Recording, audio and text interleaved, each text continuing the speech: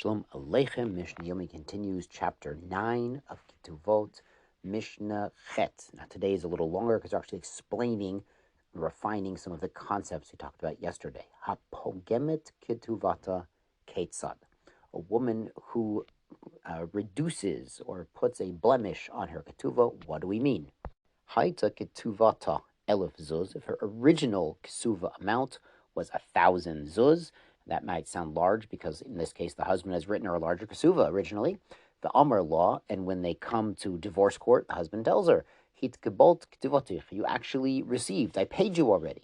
He omeret, she says, Lo hitkaboti elamana. She says, I didn't receive the full payment, I only received 100 zuz. In this case, as we said yesterday, lo tipara ele b'shvua. She has to make an oath to the husband that she was not paid in order to receive the Ketuvah. The reasoning is explained in the Gemara that someone who's receiving money is typically a little bit less careful to record exactly how much they get than the person who has to actually pay that bill is very careful. Sometimes it's good to look at your bills so you don't get overcharged. Now the Mishnah goes on to another case from yesterday, Eid Echod Meideshi Perua Ketzad, when one witness is testifying that she was already paid. What do we mean? Haita Ketuvata Elef Zuz, if originally she had a Ketuvah of 1,000 Zuz, Amar law Hitkabot Ketuvotich, and she came to collect in court, and he says, you were already received the Ketuvah, the entire amount. He omeret lo hitkabot. She says, I didn't get anything. Eid echad meida she perua, but one witness comes and says, yes, I saw the husband pay up the Ketuvah amount. Lo tipara ela b'shvua. She can only collect her Ketuvah if she makes a shvua that she in fact did not receive anything, contrary to the single witness. Recall in general that a single witness cannot make somebody pay, but there are situations where the testimony of a single witness can force someone to make an oath or a vow in order to get paid. The Mishnah goes on, Minisochim mishubodim ketzad, from properties that the husband sold when those properties were mortgaged to the Ketuvah. How does this work? Machar nechasav lacherim. The husband, during the marriage, sold property to other people. And she's coming to collect her Ketuvah amounts from those purchasers. Lo tipara ela b'shvua. She cannot collect from these sold properties unless she makes a shvua that she has not already received her Ketuvah, because after all, the husband might have paid her off with cash or from something else. Minichse yatomim ketzad. The next case, from the properties of the orphans, the heirs of her husband. How does this work? Met, the husband passed away. Hiniach nechosav liyasomim. He left his properties to his heirs, to the orphans. And she's coming to collect from their property. Lo tipara ela b'shvua. She can only collect if she makes an oath to them that she was not already received. Here the Gemara explains the idea is the orphans, the heirs, the children of her husband, might not be aware if he had actually paid her the Ketuvah or set aside some assets for her or not. So she needs to make an oath that was not the case. Next, shelo b'fanav ketzad, not in front of him. How does this case work? Halach lo b'nediyat hayam. They got divorced and then he went on vacation to Las Vegas or something. He's not available. He nifrat shelo b'fanav. So she's coming to court because she needs the money to eat, so she needs to collect her Ketuvah from his assets. And in nifrat ela b'shvua. She can only collect with an oath that she was not already paid by the husband. Rabbi Shimon has a disagreement with a concept we learned a couple days ago, that a husband can make a statement, a declaration in writing perhaps, that his wife does not have to make any oaths in order to get her Ketuvah or make any oaths about her dealings with the estate. So Rabbi Shimon Omer Kozman Shi Tuvat Ketuvata, anytime she's claiming a payment of her Ketuvah, Hayorshin Mashbiin Ota. The heirs of her husband can have her make an oath that she did not receive any part of that Ketuvah payment yet. But if she's not claiming her Ketuvah, but even if she is still managing the finances of the estate, she's living in the husband's house, the deceased husband, and using the bank account and taking care of the household, in that case, the heirs of the husband have no right to have her make an oath. So he disagrees with that concept that Rabbi Eliezer most vividly illustrated on Sunday's limud, that theoretically, according to his opinion, even for small expenses and usages, that the husband could force a shvua. let's go on to Mishnah Tet, Mishnah 9, about the actual logistics of a woman collecting her ketuvah. Hotzia get. She comes to court and she pulls out a get. Ve'enimo ketuvah. She doesn't have a ketuvah to go along with the get.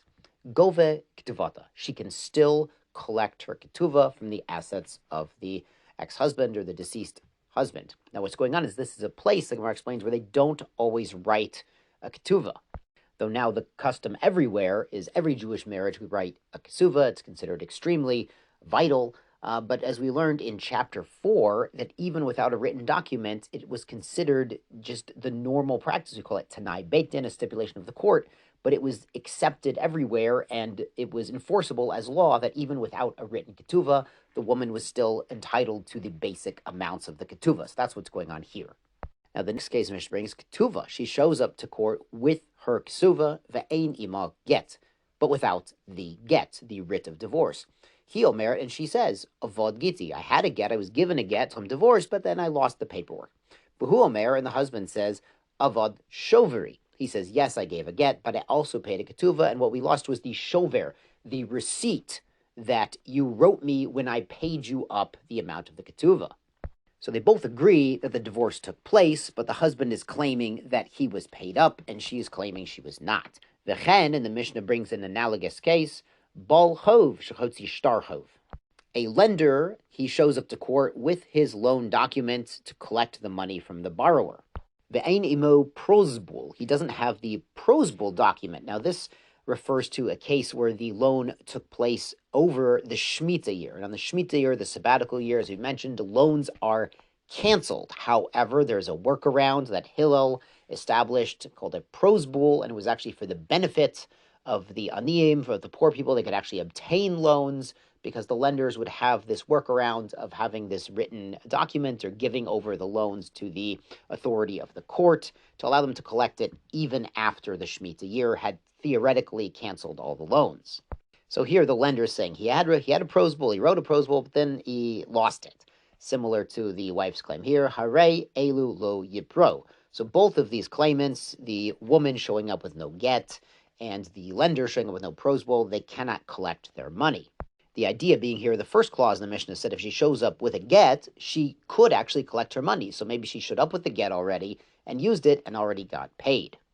Rabban Shimon ben Gamliel Omer, Rabban Shimon, he adds something amazing here. Minasakona ve'elech, from the time of danger and on, isha gove ketuvata shelo beget.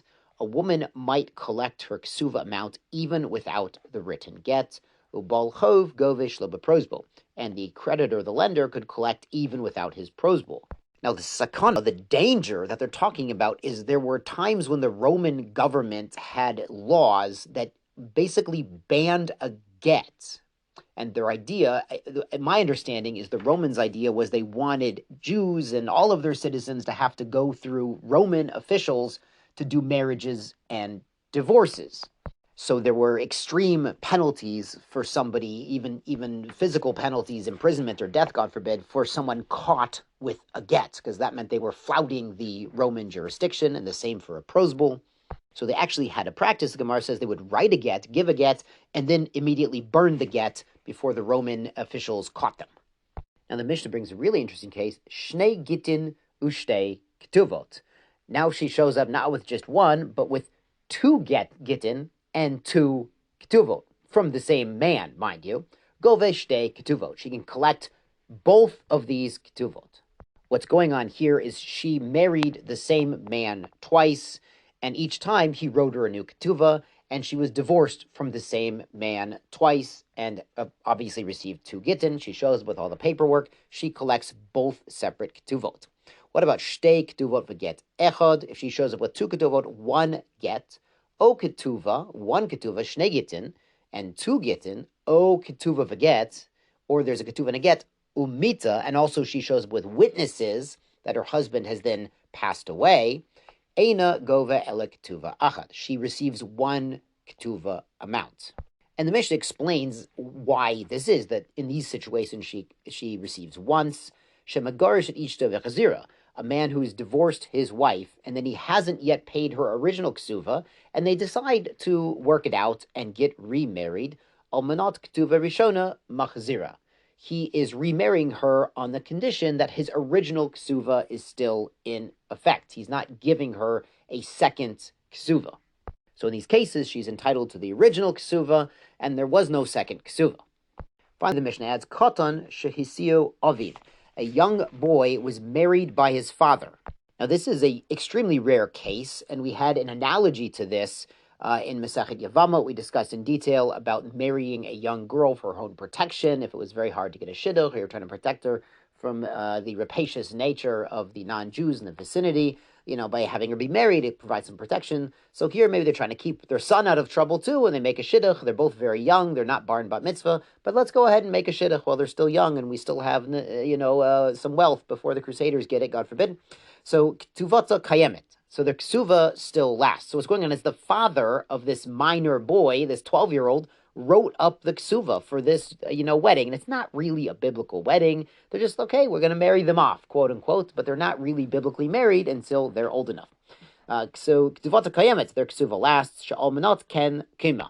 Because on condition of the original Ketuvah, they are remaining married after they reach adulthood. Finally, the Mishnah brings a similar case. Ger shenit gayer ishto imo, a male non-Jew converted along with his non-Jewish wife. They both became Jewish together. Ketuvata kayemet. If he had written her a Ketuvah already before they became officially Jewish, that Ketuvah is still effective after they're Jewish. Almanot ken kiyama. Because it was on condition that the original Ketuvah applies, that he, quote-unquote, remarried her when they were both Jewish. Yashar koach and sei gesund.